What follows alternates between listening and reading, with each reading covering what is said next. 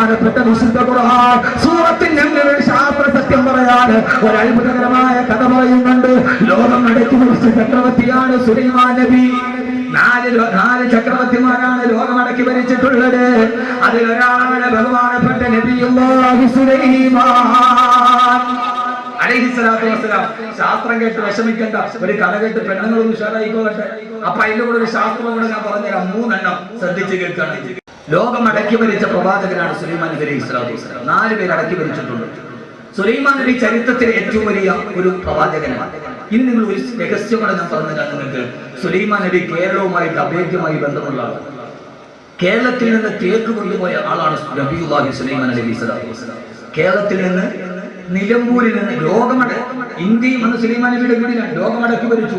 കേരളത്തിൽ നിന്ന് തേക്ക് കൊണ്ടുപോയ ആളാണ്, നിലമ്പൂരിൽ നിന്ന് തേക്ക് കൊണ്ടുപോയ ആളാണ് സുലൈമാൻ നബി സ്വല്ലല്ലാഹു അലൈഹി വസല്ലം. സുലൈമാൻ നബിക്ക് ഒരു മരംകൊത്തി ഉണ്ടായിരുന്നു.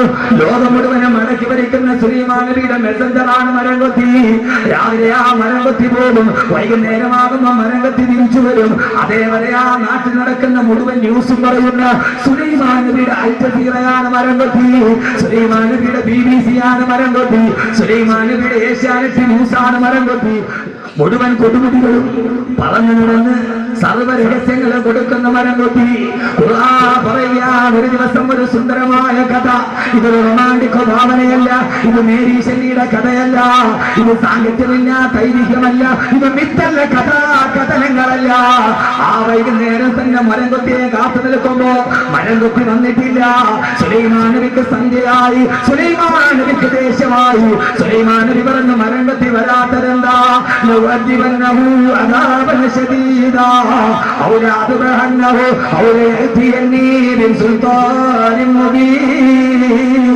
ആ മരംകൊത്തി ഇന്ന് വരട്ടെ, അവിടെ താമസിക്കുന്നതിന്റെ കാരണം എന്താണ്? ഇന്ന് ഞാൻ അവിടെ 100 അടിയടിക്കും, അതല്ലെങ്കിൽ ആ മരംകൊത്തി ഞാൻ അറുത്ത് മാറ്റിക്കളയും. സുലൈമാൻ നബി ദേശത്തോടെ പറഞ്ഞു. ചുരുക്കി പറയട്ടെ, ഖുർആന്റെ സാഹിത്യ ഭാഷയാണ്.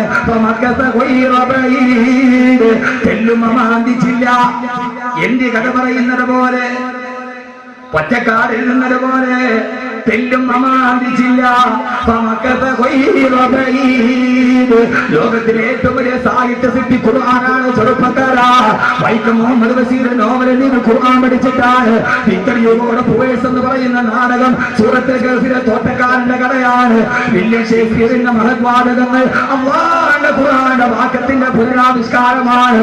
പിന്നീട് ഒരു സദസ്സിൽ ഞാൻ വിശദീകരിച്ചു പറയാം. ഇവിടെ പറയാം പരിമിതിയുടെ സമയത്തിന്റെ. വൈക്കം മുഹമ്മദ് ബഷീർ സാഹിത്യം ഖുർആൻ പഠിച്ചിട്ടാണ്. വിക്ടർ ഹ്യൂഗോയുടെ ദ പ്രൂവേഴ്സ് എന്ന് പറയുന്ന നാടകം സൂറത്തുൽ ഗൾഫിലെ തോട്ടക്കാരന്റെ കഥയാണ്. പിന്നെ ഒരു സദസ്സുണ്ടാകും, അവിടെ വെച്ച് പറയാം.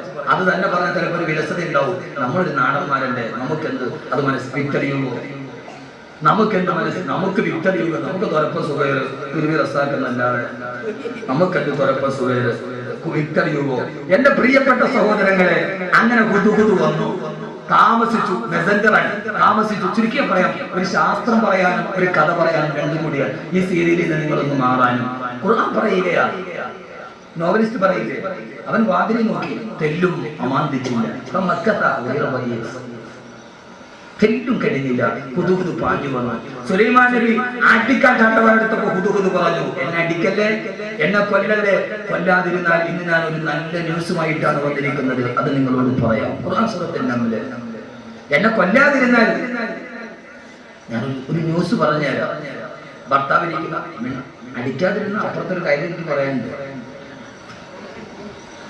ആ സമയത്ത് ഹുദഹുദ പറഞ്ഞു, ബഹുമാനപ്പെട്ട സുലൈമാൻ നബിയെ, ഞാൻ ഇന്ന് രാവിലെ മുതൽ പാറിപ്പറന്ന് നടന്നപ്പോ ആരും അറിയാതെ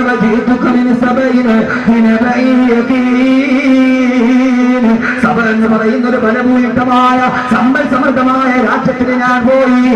അവിടെ ചെന്നപ്പോ സുലൈമാൻ നബിയെ തമ്മിക്കും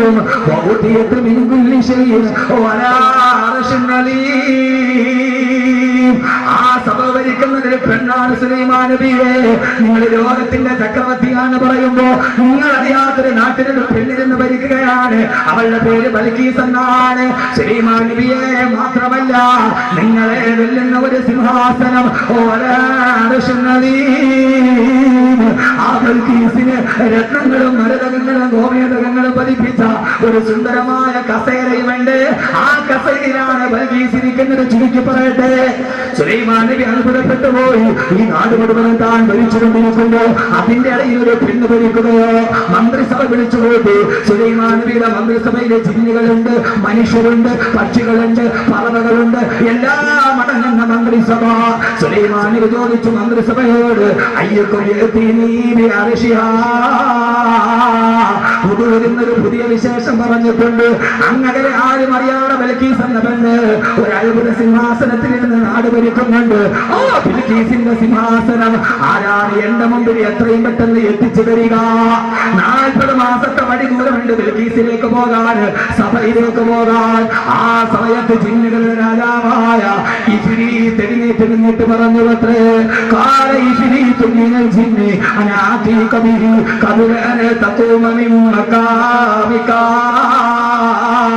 സുലൈമാൻ നബിയെ, അങ്ങിരിക്കുന്നിടത്ത് നിന്ന് എഴുന്നേൽക്കുന്നതിന് മുമ്പ് 40 മാസം വഴി ദൂരമുള്ള സിംഹാസനം ഞാൻ അങ്ങയുടെ മുമ്പിൽ കൊണ്ടുവന്നതാം സുലൈമാൻ നബിയെ. സുലൈമാൻ നബി മന്ത്രിസഭ വിളിച്ചുകൂട്ടി. എല്ലാവരും ഉണ്ട്. പ്രധാനമന്ത്രി, പ്രതിരോധ മന്ത്രി, മുഖ്യമന്ത്രി, മുക്കാത്ത മന്ത്രി, എല്ലാവരും ഉള്ള സദസ്. ജിന്നുണ്ട്, മനുഷ്യരുണ്ട്, പക്ഷിയുണ്ട്, പറവയുണ്ട്, എല്ലാം ഉണ്ട്. സുലൈമാൻ നബി ചോദിച്ചു, സൂറത്തിൽ നംലിന്റെ കഥയാ പെണ്ണെ, സൂറത്തിൽ നംല്. ആ സമയത്ത് സുലൈമാൻ നബി ചോദിച്ചു, അയ്യുക്കും ഞാൻ അറിയാതെ നാട് ഭരിക്കുന്ന ബിൽക്കീസ് ഇരിക്കുന്ന സിംഹാസനം എത്രയും പെട്ടെന്ന് എന്റെ മുമ്പിൽ കൊണ്ടുവന്നു തരാൻ ആർക്കാ കഴിയുക? ജിന്നുകളുടെ നേതാവായി ഇഫ്രീത്ത്. ജിന്നിനെ ഓർത്തോടെ, ജിന്നിനെ കണ്ട ആരെങ്കിലും ഉണ്ടെങ്കിൽ ഒന്ന് കൈവക്കി. ജിന്നിനെ കണ്ട ആരെങ്കിലും ഉണ്ടെന്ന് കൈവക്കി. ഇല്ലേ?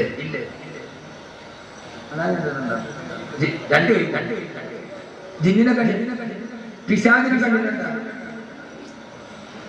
ഇപ്പൊ ആണുങ്ങൾ ഒരു ഉസ്താദ് എപ്പോഴും കണ്ടുകൊണ്ടിരിക്കുക. പെണ്ണുങ്ങൾ ഇവിടെ കൈവക്കും, പിശാച് ഞാൻ കണ്ടുകൊണ്ടിരിക്കുക. ജിന്നുകളുടെ നേതാവാണ് ഇഫ്രീത്ത്. ഇഫ്രീത്ത് പറഞ്ഞു, അങ്ങ് ഇരുന്നെടുത്ത് എഴുന്നേൽക്കുന്നതിന് മുമ്പ് ഞാൻ കൊണ്ടുവരാം. സുലൈമാൻ പറഞ്ഞു, അല്ല, അതിനേക്കാൾ വേഗതയിലായി കൊണ്ടുവരും. അതിനേക്കാൾ വേഗതയിലാണ് ജിന്നിന് പറ്റാത്തത്. ആ സമയത്ത് സദസ്സ് നിശബ്ദമായി. ജിന്നുകൾക്ക് കഴിയാത്തത് ആർക്കാണ് കഴിയുക? ആ സമയത്താണ് നിശബ്ദമായ സദസ്സിന് ഒരാൾ എഴുന്നേറ്റ് നിന്നു.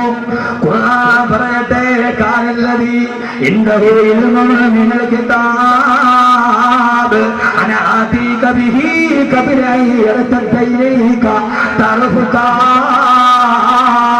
അങ്ങയുടെ കണ്ണടച്ച് ചിമ്മി തുറക്കുന്നതിന് മുമ്പ് ആ സിംഹാസനം ഞാൻ കൊണ്ടുവരാമെന്ന് തൗറാത്തിൽ അഗാധ പ്രാവീണ്യമുള്ള ആ സിദ്ദീഖ് ബർഖയാ അനാതീക ബിഹി ഖബ്ല യർതദ്ദ ഇലൈക തർഫുക.